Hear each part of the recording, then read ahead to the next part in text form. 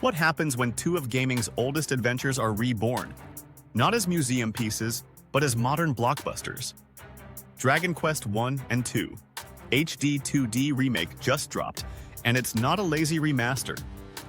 It's a masterstroke of nostalgia, modernization, and marketing precision. A full-circle finale to the Erdrick trilogy that began last year with Dragon Quest III HD-2D Remake. Welcome back to the AriBri channel, where gaming meets marketing in every frame. And before we break down how Square Enix turned 1980s classics into 2025's most beautiful JRPG comeback, don't forget to subscribe and ring that bell, because we explore how every great game isn't just played, it's sold. Let's start with the big picture. On October 30th, 2025, Square Enix launched Dragon Quest I and II HD-2D Remake across Switch, Switch 2, PS5, Xbox Series X, and PC worldwide same day. It's not just a visual refresh, it's two rebuilt games in one, complete with new scenarios, new bosses, and expanded storylines that bridge directly into Dragon Quest III. The result? A trilogy that finally feels complete, unified by Team Asano's signature HD-2D style. Pixel art, cinematic lighting, and camera depth that makes every town, cave, and castle glow like a watercolor come to life. Now, here's where the marketing magic really starts. Square Enix didn't just drop a trailer out of nowhere. They anchored the entire reveal to Dragon Quest Day, May 27, 2025. Instantly, every outlet lit up with nostalgia. Then came the Tokyo Game Show showcase, where fans got hands-on demos, meet and greets with Yuji Horii, and even Boss Quest coffee cans. Because if there's one thing Square Enix understands, it's that nostalgia tastes better when it's caffeinated. And the strategy worked. By the time pre-orders opened, players weren't just buying a remake, they were buying closure. The Trilogy bundle, called the Erdrick HD-2D Collection, packaged all three games together, creating a clean story funnel for new fans and a collector's dream for veterans. It's a smart business move: sell one remake, then sell the whole legacy. But what's inside this remake goes way beyond nostalgia. Combat has been reworked.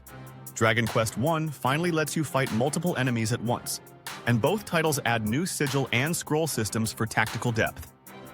The art team rebuilt every environment from scratch, layering parallax backgrounds and volumetric lighting that give these once flat worlds cinematic weight.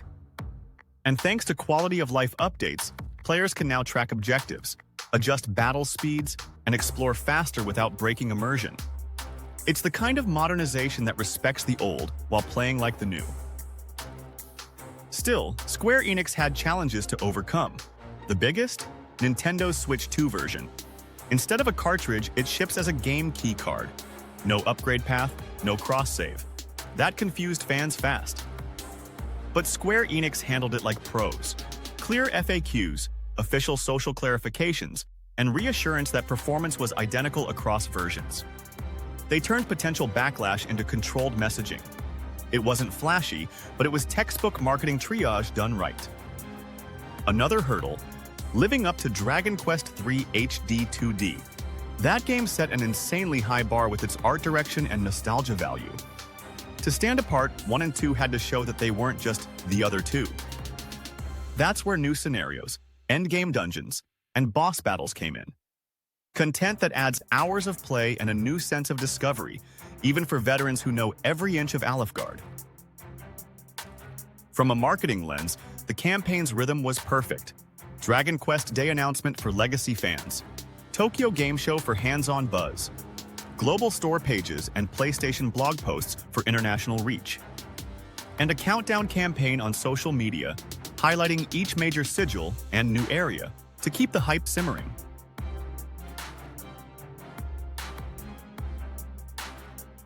And let's not forget Square Enix's secret weapon: nostalgia-driven physical marketing.